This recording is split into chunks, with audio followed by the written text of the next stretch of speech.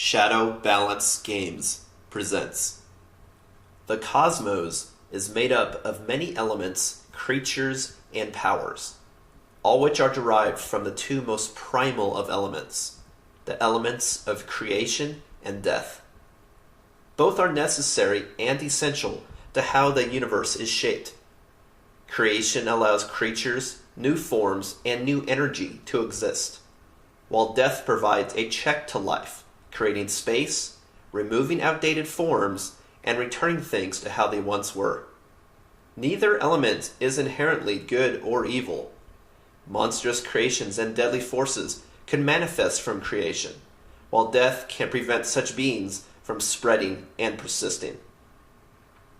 It is from the ebb and flow of the two primal elements that balance is maintained in the universe. This is the fate of all things.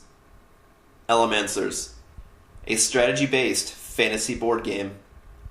Watch our monthly series for game features, updates, and events. Kickstarter launch coming soon. Like us, follow us, join us. What's your fate?